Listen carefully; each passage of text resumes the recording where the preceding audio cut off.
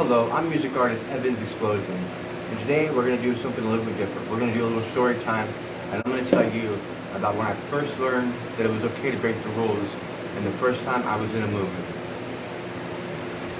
Are you ready? Sure.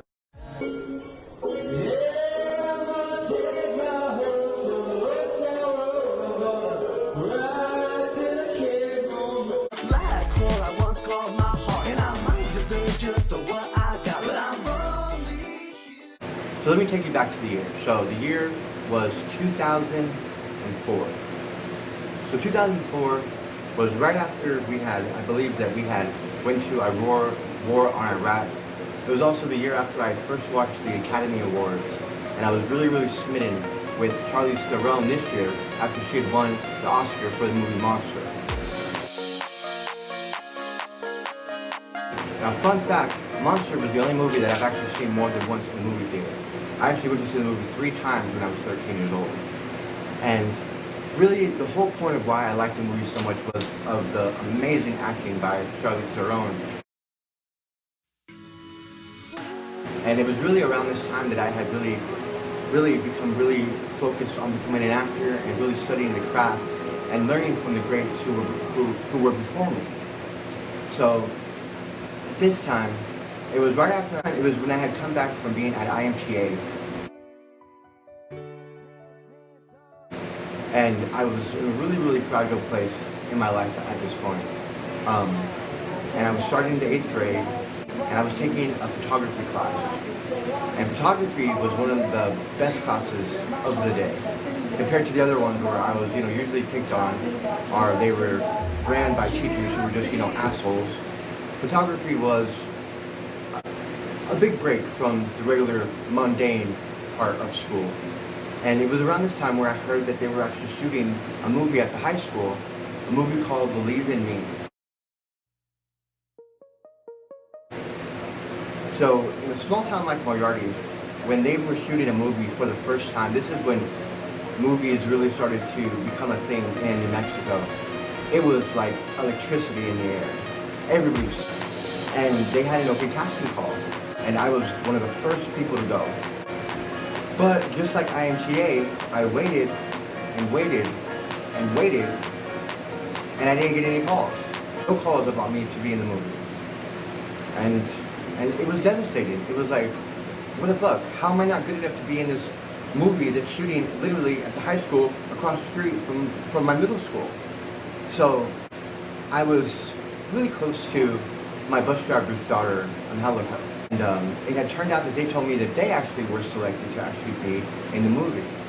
And they had told me that they were going to be going to the set on Saturday at this certain time. And I was like, you know what? I'm going to go in. So then I went to where they were holding the extras. First, when I got in there, they told us to check in, which I did.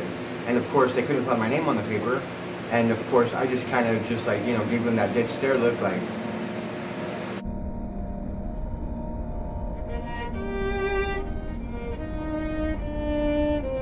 you guys told me to come.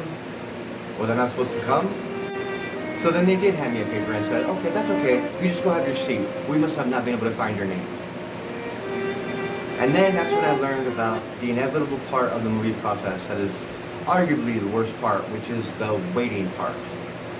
We waited and waited and waited, and I'm thinking that we waited from about 8 in the morning until about 2 p.m. is finally when they actually put us on the set. Finally, when we got to the end of it, they had brought us into where the gymnasium was, and they had, lined us all up. And I had learned at this time that Heather Monterazzo, which she was still pretty big after being in the movie The Princess Diaries, that she was going to be in the movie. And I was really, really excited for it. So I was kind of looking for her the entire time, and for the first hour that I was on set, it was basically just spent me cheering along with everybody else. And it wasn't until the last couple of moments that I actually turned and I actually saw her. And of course, it was at this time that she pulled out a cigarette, and I remember being very, very offended by it for some reason, because I think that at this point I was really contemplating whether or not I wanted to be a smoker. And at this point in 8th grade, I was so against it. And seeing her smoke was kind of like a slap in the face, because I'm just like, wow, I really thought that she would be this, picture perfect, squeaky clean image type of girl. But of course, which she still is to this day, but of course she was a smoker.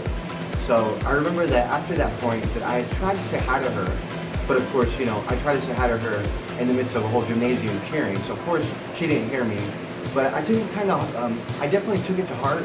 So from there is when I actually decided to leave. So I literally just walked out of the gymnasium, and I didn't get paid for my time on set. I should have stayed and tried to find, who I was supposed to, about how to give them my, payment information so that they could pay me. But in my mind, it was still worth it because I got to be on my first movie. And little did I know, about 2 years later when I finally saw the film, maybe even 3 years later, I actually had a really big close-up in it. And I didn't know at the time that I was actually sitting next to the biggest stars, the leading stars in the actual film. So I was really excited. Unfortunately, as far as my acting was concerned, I was doing really, really good, except for at the very end of the clip where they show me, I looked dead ass into the camera. I was fucking shocked. But maybe that's why they didn't choose me initially to be in the movie. But either way, I got to be in it. And that was really one of the first times where I learned that, sometimes if you want success and you want to be where you want to be, then you have to break the rules.